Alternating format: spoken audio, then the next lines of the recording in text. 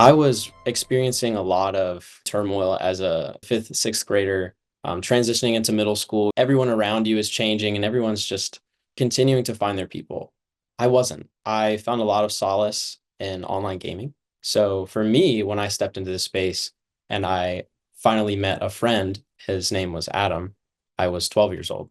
We played games like anybody else did. He was 19 years old at the time, and our friendship really started quite normal. And the red flags started coming up when I was getting bullied at school. I had a lot of social anxiety being a kid. I didn't like what the other kids liked. And I remember particularly having this crush on this girl. I thought she was really cool. I thought she was pretty. And I'd hear all these conversations of other kids, and they would talk about how they were hooking up with their girlfriends or they were having sex or doing all these things. So when Adam opened up about being bisexual, I was like, oh, this guy has so much knowledge about sexuality. Like, why am I not feeling like sexually attracted to this girl? So he kind of found his way into that conversation and he really exploited it.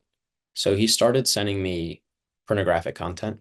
He would send me stuff from the internet. He wants me to like be attracted to this girl and like he wants us to have a good relationship. So I, at 12, 13 years old, started consuming pornography so I could feel attracted to women. So I was medicating with these videos and pictures that he was sending me from online websites like Pornhub to kind of fix a broken, hollow sense of sexuality. I kind of was slowly severing my relationship with my family, especially as my friend Adam was drawing me in. I was chronically underweight. And yeah, I was just generally really dissatisfied with my life. I would wake up in the morning and play games and go to school and come home and play games and watch porn and play games. And like that was my life. So you are now, Adam and you are having private conversations, not within the game, but in messaging and chat. The messaging platform on Xbox also connected to an app that you could get on your cell phone. And he would text me while I was at school. And it made sense, he'd be like, oh, are you going to be on the game today? Yeah, I'll be on the game. I just didn't know what to do. He wants to see my body. I had never exposed my body to him, and he'd never sent me like completely sexually explicit content of himself. I'm navigating all these feelings. I'm so angry. And so I just start crying and I start yelling like quietly.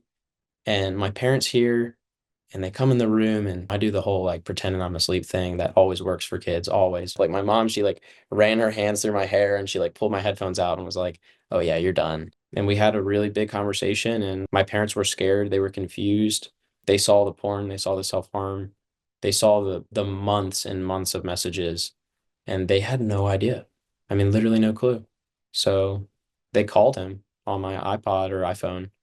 And I think the most upsetting piece of all of it was when my parents introduced themselves for the first time.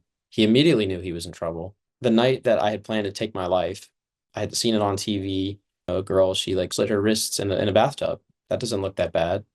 And I was afraid, but I knew this is what was probably going to happen. And so for the first time in my whole life, I decided like, what if I just prayed about it? And that was like, whoa, like that's not me at all.